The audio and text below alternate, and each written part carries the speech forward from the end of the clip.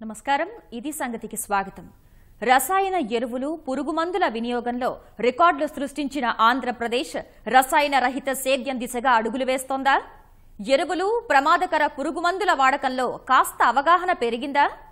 ఎరువుల వాడకంలో రాష్ట్రంలోని గణాంకాలు పరిశీలిస్తే ఇది కాస్త నిజమేననిపిస్తోంది.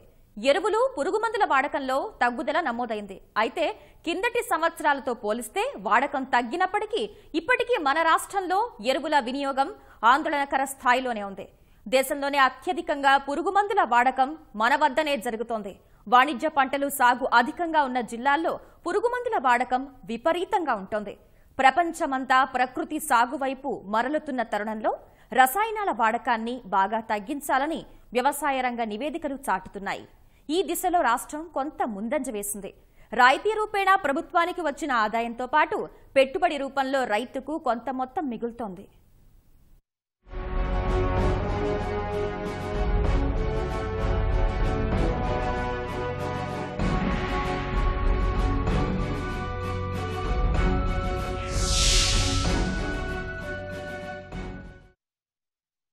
రసాయన ఎరువుల వాడకం తగ్గించాలి, దేశం ప్రపంచమంతా ఇదే నినాదం వినిపిస్తోంది.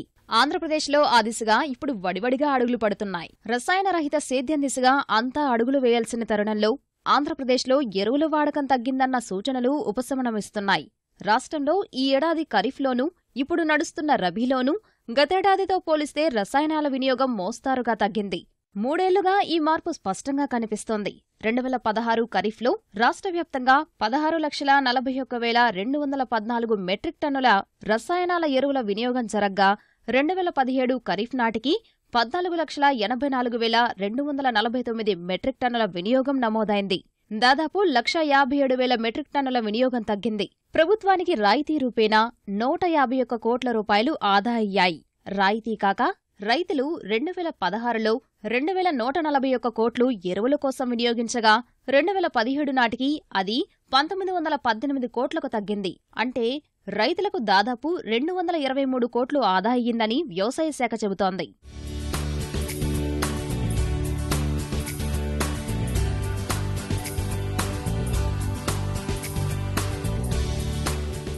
రెండు 2015-16 రబీతో పోలిస్తే 2016-17 రబీలో 50,000 టన్నుల ఎరువుల వినియోగం తగ్గింది. 2015-16 రబీలో 19,40,000 మెట్రిక్ టన్నులు ఎరువులు వాడగా 2016-17 రబీ నాటికి 18,89,000 మెట్రిక్ టన్నులు వాడారు. ప్రభుత్వానికి రాయితీల రూపేణా 260 కోట్లు మిగిలాయి. రైతులకు కూడా 399 కోట్లు పెట్టుబడి రూపంలో ఆదా అయ్యింది. ఈ ఏడాది రబీలో ఇప్పటి వరకు 12 లక్షల టన్నుల ఎరువులు వాడారు. ఇంకా సీజన్ ఉన్నందున ఇది పెరిగే అవకాశముంది.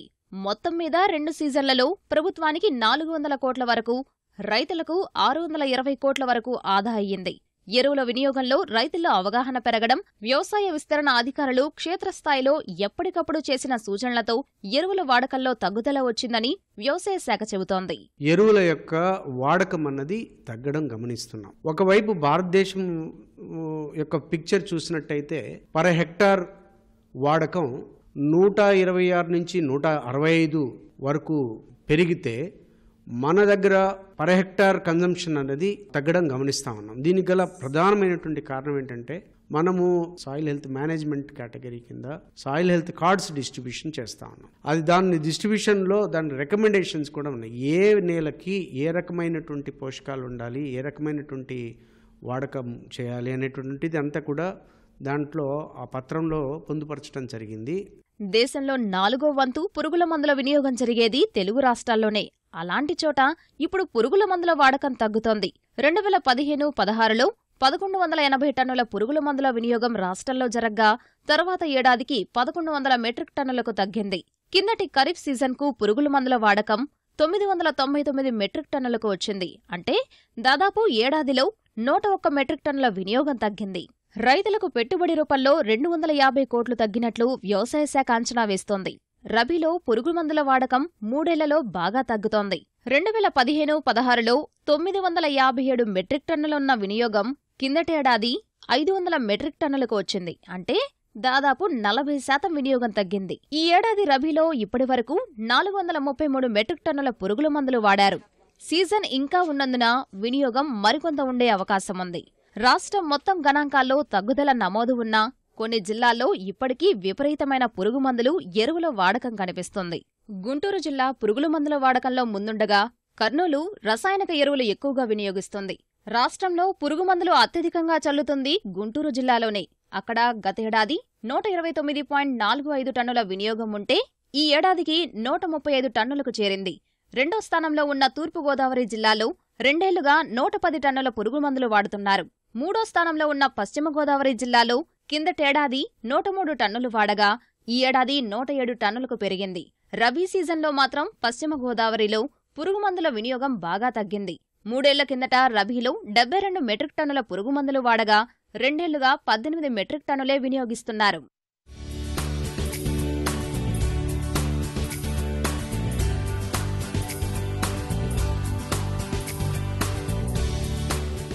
పురుగుమందులే కాకుండా ఎరువుల వినియోగం కూడా గుంటూరులో ఎక్కువగా ఉంటుంది.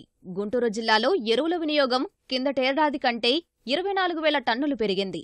రాష్ట్ర వ్యాప్తంగా కర్నూలు జిల్లాలో రసాయన ఎరువుల వినియోగం అధికంగా ఉంది. అయితే ఇక్కడ గతేడాదితో పోల్చి చూస్తే మాత్రం 16,614 టన్నుల వాడకం తగ్గింది. విజయనగరం జిల్లా అయితే రసాయనాల వాడకం తగ్గిస్తూ ఆదర్శంగా నిలుస్తోంది. అక్కడ పురుగుమందుల వాడకం ఈ ఏడాది ఏకంగా 45% తగ్గింది. కడప జిల్లాలో 29, ప్రకాశంలో 14, చిత్తూరులో 12 టన్నుల వినియోగం తగ్గింది. భవిష్యత్తులో ఇవి పూర్తి స్థాయిలో ఇంకా కూడా తగ్గే అవకాశాలున్నాయి. అవసరానికి మించి ఏ రైతు కూడా ఎరువులను ఎక్కువగా వాడకూడదు. ఎక్కువ వాడితే ఎక్కువ పంటలు వస్తాయనేటటువంటిది కరెక్ట్ కాదు. ఆ విషయాన్ని పూర్తి స్థాయిలో రైతులందరూ చైతన్యం వచ్చింది కాబట్టి ఈ ఎరువుల వాడకం మీద కూడా పూర్తి స్థాయిలో వాళ్ళు చూసి వాడడం జరుగుతోంది. ఎరువుల వినియోగం తగ్గించగలిగామని వ్యవసాయ శాఖ చెబుతున్నప్పటికీ అందుకు వేరే కారణాలు కూడా ఉన్నాయని వ్యవసాయ రంగ నిపుణులు చెబుతున్నారు. 2 ఏళ్లుగా నాగార్జునసాగర్ ఆనకట్టకు సాగునీరు రావడం లేదు. 11 లక్షల ఎకరాల ఆయకట్టు సాగర్ కుడికాల్వ పరిధిలోనే ఉంది. ఇందులో 5 లక్షల ఎకరాలు వరి పంట సాగు చేయాల్సి ఉంది. ఎడమ కాల్వ పరిధిలో మరో 4 లక్షల ఎకరాల ఆయకట్టు ఉంది. వీటికి 2 ఏళ్లుగా సాగునీరు లేదు. రైతులు వర్షాధారంగా ఆరుతడి పంటలు సాగు చేస్తున్నారు. రాష్ట్రంలో సాధారణ విస్తీర్ణం సుమారు 40 లక్షల హెక్టార్లు కాగా పూర్తి స్థాయిలో సాగు జరగడం లేదు. కొన్ని ఆరుతడి పంటలు వేసినా వాటికి ఎరువుల వినియోగం తక్కువగా ఉంటుంది. ఈ కారణాల చేత ఎరువుల వాడక తగ్గింది అనే వాదన ఉంది. వ్యవసాయ శాఖ మాత్రం 2 ఏళ్లలో రైతులు పెద్ద ఎత్తున ప్రకృతి సాగు వైపు దృష్టి సారిస్తున్నారని, రసాయన ఎరువుల వాడకం తగ్గించి బయో ఎరువులు వాడుతున్నారని చెబుతోంది. సాగర్ ఆయకట్టులో వరికి నీరు ఇవ్వకుండా పట్టిసీమ ద్వారా కృష్ణా డెల్టాలో పూర్తిగా నాట్లు పడ్డాయని చెబుతోంది.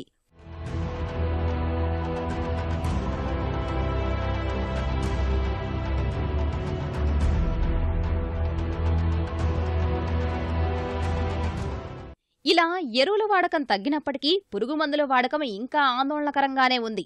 కిందటేడాదితో పోల్చితే 100 టన్నులు తగ్గినప్పటికీ ఇప్పటికీ వీటి వినియోగం చాలా ఎక్కువగా ఉంది. దేశం మొత్తం మీద విచ్చలవిడిగా రసాయన ద్రావకాలు పిచికారీ చేసేది ఆంధ్ర, తెలంగాణలోనే. 2015లో దేశం మొత్తం వినియోగంలో ఈ 2 రాష్ట్రాల్లోనే 24% పురుగుమందులు వాడారు. అత్యధికంగా పత్తి పండించే మహారాష్ట్రలో కూడా 13% వినియోగం ఉంది. పొరుగునే ఉన్న తమిళనాడులో 6% వినియోగం ఉంది. రాష్ట్రంలో ముఖ్యంగా గుంటూరు జిల్లాలో పురుగుమందుల వాడకం విపరీతంగా ఉంది. రాష్ట్రంలోనే అత్యధిక విస్తీర్ణంలో మిర్చి సాగు చేస్తుండడం వల్ల ఇక్కడ పురుగుమందుల వాడకం ఎక్కువగా ఉంటుంది. దేశంలోని 80% మిర్చి కృష్ణా, గుంటూరు, ప్రకాశం జిల్లాల నుంచే వస్తోంది. ఈ ఏడాది అత్యధిక మొత్తంలో పురుగుమందుల వినియోగం జరగడానికి కారణం పత్తి పంటను గులాబీ రంగు పురుగు ఆశించడమే. కిందటి సంవత్సరం మిర్చికి సరైన ధర లేకపోవడంతో ఈ సంవత్సరం ఎక్కువ మంది రైతులు పత్తిని సాగు చేశారు. పత్తిలో గులాబీ రంగు పురుగు రావడంతో పురుగుమందులు ఎక్కువగా వాడాల్సి వచ్చింది. వ్యవసాయ శాఖ సూచనలు పాటించకుండా రైతులు ఒకరికి ఒకరు పోటీపడి పురుగుమందులు వాడుతుండడం కూడా వినియోగం పెరగడానికి కారణమని పురుగుమందుల విక్రేతలు చెబుతున్నారు. మందులు లేనిది పంట లేదండి. ఒకప్పుడు లేదంటే మరి ఇవాళ ప్రకృతేరు, ఆ రోజుల్లో ప్రకృతేరు. ఊరికే ఈరియా జిమ్మితే ఒడ్డు బండి ఇవాళ కాంప్లెక్స్ అది ఇది అన్నీ కలిపి కూడా కొడుతున్నా కూడా మనకు వచ్చేతాడికి 30-35 అయ్యేతాడు చచ్చిపోతున్నాయి ఒడ్డు. పోతే ఎట్టయినా పెంట పోగు ఎరువు ఎప్పుడు తగ్గిందో పొలంలో ప్రకృతి ఎట్ట ఉందో ఈ భూమిలో ఇది కూడా తగ్గిపోయింది. ఒక రైతు వచ్చి ఒక దగ్గర సలహా తీసుకొని ఒక మంచి మందు వాడుతున్నాడు. అతని చేలో ఉన్న సమస్యను బట్టి పక్క రైతు చేలో సమస్య లేకపోయినా సరే అతను వాడేట్టుగా నేను కూడా వాడాలని అతను అన్నిసరిగా పెట్టుబడి పెడుతున్నారు. కొంత ఈ కంపెనీస్ స్టాఫ్ వీళ్ళు కూడా వెళ్ళి వాళ్ళ ప్రచారాలు వాళ్ళ బిజినెస్ టార్గెట్స్ తోటి రైతులకి అవి ఇవి చెప్పి కాస్ట్లీయస్గా వ్యవసాయాన్ని చాలా కాస్ట్లీయస్గా తీసుకెళ్ళడం జరుగుతూ ఉంది. వాతావరణం మీద ఆధారపడింది వ్యవసాయం. వ్యాపారం ఏంటంటే మన చేతుల్లో ఉంటుంది, లాభమా నష్టం. వ్యాపారస్తులు అలాంటి ఉద్దేశంలో ఏంటంటే వాళ్ళు కొంచెం ఫోకస్గానే చేసుకుంటేనే వాళ్ళకి ₹1 మిగులుద్ది. పంటను కాపాడుకోవాలని వాళ్ళ ఆదురతతో కొంచెం ఎక్కువగా కెమికల్స్ వాడాల్సి వస్తుంది. వచ్చిన తర్వాత మళ్ళీ ఇబ్బంది పడతామని రాకముందే ప్రివెంటివ్గానే వాడటం వల్ల కొంచెం మనకి వాళ్ళు ఎక్కువ వాడుతున్నారు అని అంటున్నారు. రైతాంగం పంట వేసిన 60 రోజుల నుంచి పూత దశకు వస్తే ఆ సమయంలో వాడవలసినటువంటి మందులు వాడక 90 రోజుల తర్వాత వాడడం వల్ల ఆ 90 రోజుల నుంచి గణనీయంగా పురుగు మందులు వాడకం అన్నది జరుగుతుంది. దీన్ని రైతాంగం గుర్తుంచుకోవాల్సినటువంటి సమయం ఆసన్నమైంది. సరైన దశలో పురుగు మందులు వాడకపోవడం కూడా సమస్యలకు కారణమవుతోంది. మొక్కలు చిన్నవిగా ఉన్నప్పుడే పురుగు మందులు వాడుకుంటే వాటి ఉధృతి తగ్గుతుంది. కానీ రైతులు తొలి దశలో నిర్లక్ష్యం చేసి పురుగుల ఉధృతి అయిన తర్వాత మోతాదుకు మించి వాడడం వల్ల ఉపయోగం ఉండడం లేదని వ్యవసాయ శాస్త్రవేత్తలు చెబుతున్నారు. కొన్ని సమస్యలు మనం పత్తిలో కనుక చూసుకున్నట్లయితే గులాబీ రంగు పురుగు, అలాగే మిర్చిలో కనుక చూసుకున్నట్లయితే జెమినీ వైరస్, ఇలాంటి సమస్యలు కూడా కొన్ని వచ్చినాయి ఈ సంవత్సరం. దీనికి ఏంటంటే రైతులు పోయిన సంవత్సరం కన్నా ఎక్కువ సార్లు పిచికారి మందులు ఉపయోగించారు. ఇది అంత మంచి పరిమాణం కాదు. ఎందుకంటే మనం పురుగు మందుల మీదే ఆధారపడి వ్యవసాయం చేయటం అనేది అంత మంచి పద్ధతి కాదు. తెలుగు రాష్ట్రాల్లో విపరీతంగా పురుగు మందుల వాడకంపై దేశంలోని వ్యవసాయ రంగ నిపుణులు అనేక సందర్భాల్లో ఆందోళన వ్యక్తం చేశారు. వ్యవసాయ రంగంలో ఎరువులు, పురుగు మందుల వాడకంపై 2016లో నివేదిక ఇచ్చిన పార్లమెంటరీ స్థాయి సంఘం కూడా ఈ రాష్ట్రాల్లో పురుగు మందుల వాడకాన్ని ప్రత్యేకంగా ప్రస్తావించింది. మోతాదుకు మించిన పురుగు మందుల వినియోగం అనేక రకాల సమస్యలకు దారితీస్తోంది. మందులు పిచికారీ చేస్తున్న రైతులు నేరుగా ప్రభావానికి గురవుతుండగా వ్యవసాయ ఉత్పత్తుల్లో పురుగుమందుల అవశేషాలు అనేక రుగ్మతలకు కారణమవుతున్నాయి. ప్రమాదకర క్యాన్సర్లతో పాటు నాడీ సంబంధిత వ్యాధులు ఎక్కువగా వస్తున్నాయి. కేంద్ర వ్యవసాయ శాఖ 2015లో 2 తెలుగు రాష్ట్రాల్లో 1920 శాంపిళ్లను పరిశీలించగా అందులో 800 నమూనాల్లో పురుగుమందు అవశేషాలున్నాయి. 100 నమూనాల్లో మోతాదుకు మించి అవశేషాలు గుర్తించారు. పురుగుమందుల వినియోగంపై సరైన అవగాహన లేకపోవడమే ఇందుకు కారణం. 2 రాష్ట్రాల్లో దాదాపు 13,000 మంది పురుగుమందుల డీలర్లు ఉన్నారు. వీరందరినీ నియంత్రించే వ్యవస్థ ఉన్నప్పటికీ క్షేత్రస్థాయిలో వీరికి అవగాహన కల్పించే యంత్రాంగం లేదు. వ్యవసాయ విస్తరణ అధికారులను ప్రభుత్వం నియమించినప్పటికీ వారు పూర్తి స్థాయిలో రైతులకు చేరువు కాలేకపోతున్నారు. కొన్నేళ్లుగా పురుగుమందుల వాడకానికి విపరీతంగా అలవాటు పడ్డ రైతులు వారి సూచనలు పరిగణలోకి తీసుకోవడం లేదు. వీరందరూ కూడా కొత్తగా విధుల్లోకి వచ్చిన యువత కావడంతో రైతులపై సాధికారిక నియంత్రణ వీరికి సాధ్యం కావడం లేదు. ఏది ఏమైనా రసాయన ఎరువులు, పురుగుమందుల వాడకం కాస్త తగ్గడం ఓ ముందడుగు. ముందు ఈ విషయంలో మరింత పురోగతి సాధించాల్సి ఉంది. సంప్రదాయాలకు పుట్టినిల్లు భారతదేశం. ఇక్కడ ఉన్నన్ని భిన్న సంస్కృతులు ఇంకెక్కడా కనిపించవంటే అతిశయోక్తి కాదు. అందుకే ప్రపంచ దేశాలన్నీ భారతీయతపై ఆసక్తి చూపుతాయి. అంతర్జాతీయ స్థాయిలో గుర్తింపు రావడానికి కళలు ప్రధాన పాత్ర పోషిస్తున్నాయి. అలాంటి కళాఖండాలన్నీ ఒకచోట చేరితే చూసేందుకు 2 కళ్ళు చాలవు. అలాంటి అద్భుతమైన దృశ్యమే సూరజ్ కుండ్ మేళాలో ఆవిష్కృతమైంది. హర్యానాలోని ఫరీదాబాద్లో జరిగిన ఈ ఉత్సవంలో జీవం ఉట్టిపడే వైవిధ్యమైన వస్తువులు, అందమైన బొమ్మలు ఇక్కడ కొలువుతీరి కనువిందు చేశాయి. గిరిజనుల సంప్రదాయ నృత్యాలు, హుషారెత్తించే గీతాలు మనసుకి ఉత్తేజం కలిగించాయి. విభిన్న రాష్ట్రాల జీవన శైలికి అద్దం పట్టాయి.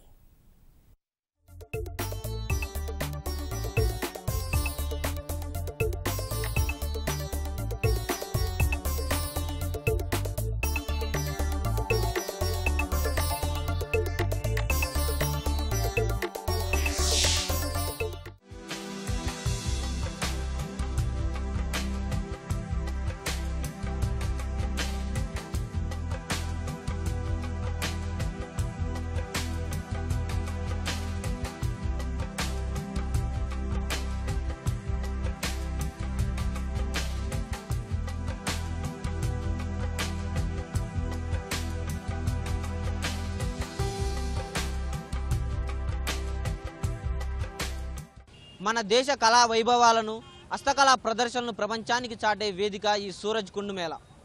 3 దశాబ్దాలుగా హస్తకళలు సంప్రదాయ కళారూపాలను కాపాడుకోవడమే ధ్యేయంగా ఈ కుంభమేళాను నిర్వహిస్తున్నారు. హర్యానాలోని సూరజ్ కుండ్లో ఈసారి కూడా ఈ మేళా సందర్శకులను కనువిందు చేస్తుంది. ప్రపంచ ప్రఖ్యాతిగాంచిన సూరజ్ కుండ్ మేళా ప్రసిద్ధ హస్తకళల జాతరగాను పేరొందింది. 1987లో ప్రారంభమైన ఈ ఉత్సవం చేతి వృత్తుల్ని ప్రోత్సహించడమే కాదు, వాటికి విదేశాల్లో మంచి గుర్తింపు తీసుకొస్తోంది. ఢిల్లీకి 30 కిలోమీటర్ల దూరంలోని ఫరీదాబాద్లో ఏటా ఫిబ్రవరి 1న ప్రారంభమై 17 రోజుల పాటు అంగరంగ వైభవంగా సాగుతోంది. ఈ ఏడాది 32వ సూరజ్ కుండ్ అంతర్జాతీయ క్రాఫ్ట్స్ జాతరలో దేశంలోని అన్ని రాష్ట్రాల ప్రజలు హస్తకళలు ప్రదర్శించారు. రాష్ట్ర, కేంద్ర పర్యాటక శాఖల ఆధ్వర్యంలో ఈ మేళా జరుగుతుంది. కనుమరుగవుతున్న కళలు సంరక్షించుకునే పండుగలా భావిస్తారు. వస్త్ర, చిత్రలేఖనాలు, చెక్క, స్టాక్, రాతి, లక్కతో చేసిన ఎన్నో అపురూపమైన కళారూపాలు ఇక్కడ దర్శనమిస్తాయి.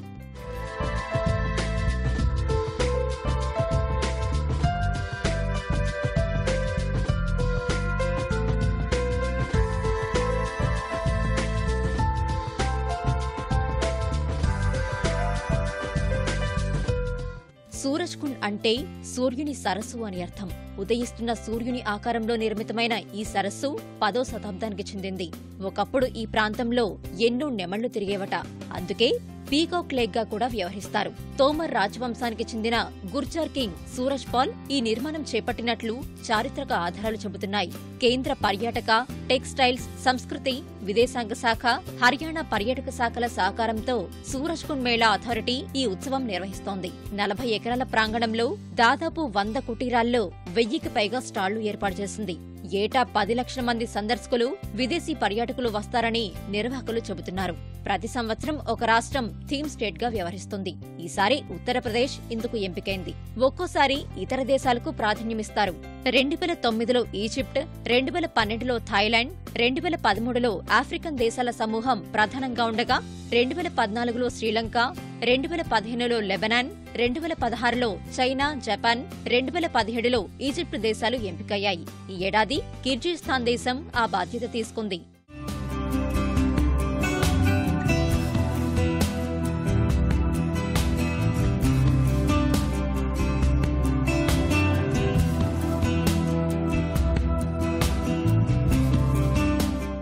ఇక్కడ సందర్శకులను ఆకట్టుకునే విధంగా ఆయా రాష్ట్రాలకు సంబంధించిన స్టాళ్లను ఏర్పాటు చేశారు. ముఖ్యంగా దాదాపు 500లకు పైగా స్టాళ్లను ఏర్పాటు చేసి ప్రాంతీయ, అంతర్జాతీయ కళలు, సాంప్రదాయాలకు వీటిని వేదికగా తీర్చిదిద్దారు. ఈ మేళాలో ప్రఖ్యాత జాతీయ, అంతర్జాతీయ జానపద కళాకారులు సాంస్కృతిక బృందాలతో ప్రదర్శనలు ఇస్తున్నారు. అదేవిధంగా ఈ యొక్క ప్రత్యేక ఆకర్షణగా ఇక్కడ ఎక్కడా లభించనున్నటువంటి ఎన్నో హస్త కళాఖండాలను ఇక్కడ లభించడంతో ప్రపంచంలోని అనేక దేశాల నుంచి కళాఖండాలు సేకరించేవారు ఇక్కడికి వస్తున్నారు. 15 రోజుల పాటు జరిగే ఈ అంతర్జాతీయ క్రాఫ్ట్స్ మేళాలో భారత జానపద సంప్రదాయాలకు, సాంస్కృతిక వారసత్వ సంపదకు చిరునామాగా ఇది మారుతుంది. ప్రపంచంలోనే పెద్ద హస్తకళల ప్రదర్శనగా ఇది పేరొందింది. అంతర్జాతీయ పర్యాటక క్యాలెండర్లో మరపురాని చరిత్రగా నిలిచిపోయే ఈ సూరజ్ కుండ్ మేళా సందర్శకులను విపరీతంగా ఆకట్టుకుంటుంది. ఈ దాదాపు లక్షలాది మంది రోజు దీన్ని పర్యటిస్తున్నారు. ముఖ్యంగా ఇందులో ఏర్పాటు చేసినటువంటి ఆహ్లాదకరమైన కార్యక్రమాలు సైతం ఈ సందర్శకులను ఎంతో ఆకట్టుకుంటున్నాయి. ఇక్కడ ముఖ్యంగా మనకి సందర్శకులకు అలాగే విదేశీ పర్యాటకులు విచ్చేసి ఈ 15 రోజుల పాటు కూడా ఇక్కడే ఉండే విధంగా వారు చూసుకుంటున్నారు.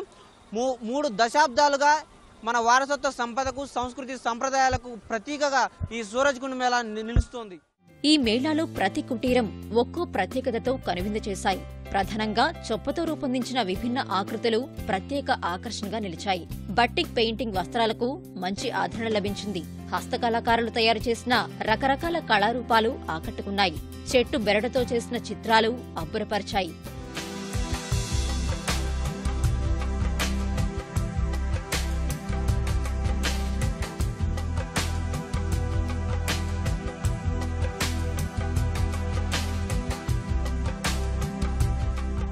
అంతరించిపోతున్న మట్టి పాత్రలకు జీవం పోసి ఆధునికీకరించారు. వంటగది సామాగ్రినంతా మట్టితో తయారు చేసి ఔరా అనిపిస్తున్నారు. వెనకటికి మట్టి కుండలో వండుకొని తిన్నారంటే వినడమే తప్ప చూసింది లేదు.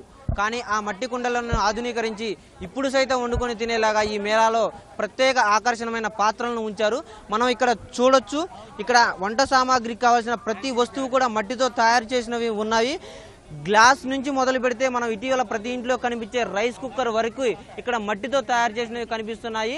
అదేవిధంగా వాటర్ బాటిల్ సైతం కూడా మట్టితోనే తయారు చేసిన దీనికి మూత కూడా ఉండి ప్రత్యేక ఆకర్షణగా ఇక్కడ సందర్శకులను ఆకర్షిస్తున్నాయి.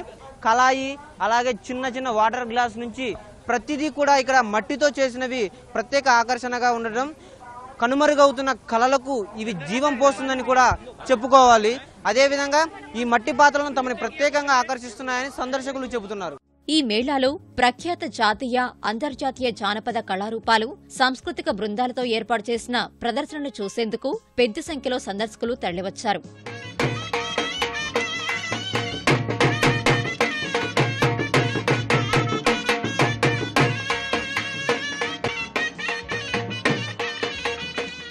ఓపెన్ ఎయిర్ థియేటర్లు, మేళా ప్రాంగణంలో ఏర్పాటు చేసిన 4 వేదికలు, 4 ద్వారాలలో తోరణాలు ఎంతగానో ఆకట్టుకున్నాయి. వివిధ దేశాలకు చెందిన స్టాళ్లు ఇక్కడ ఏర్పాటు చేశారు.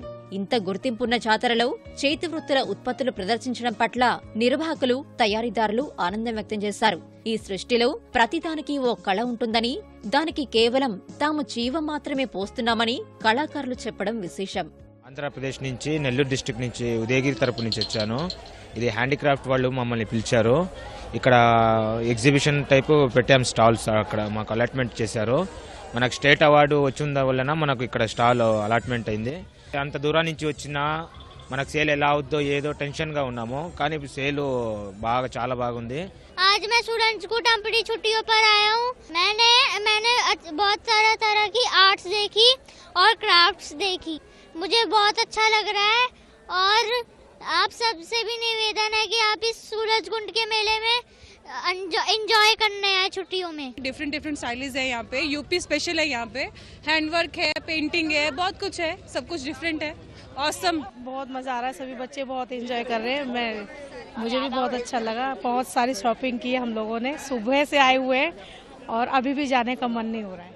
ఈ మేళాకు వచ్చే విద్యార్థులకు నిర్వహించే పోటీలు వారిలో కళల పట్ల అభిరుచి ప్రతిబింబించాయి. వినోదంతో పాటు అడ్వెంచర్ కార్యక్రమాలు నిర్వహించారు.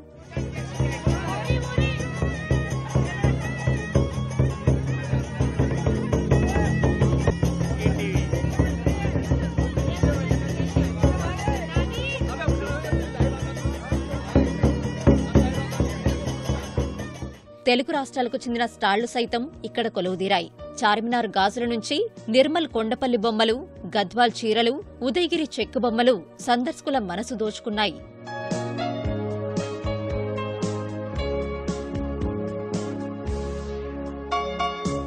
పలు దేశాలకు చెందిన ఆకర్షణీయమైన పెయింటింగ్స్ కూడా ఇక్కడ ప్రదర్శనకుంచారు. అన్ని రాష్ట్రాలకు చెందిన ఆహార పదార్థాలు ఇక్కడ పర్యాటకులకు నోరూరించాయి. వంటల ఘుమఘుమల్ని ఆస్వాదించే ఆహార ప్రియులతో ఫుడ్ కోర్టులు కిక్కిరిసిపోయాయి.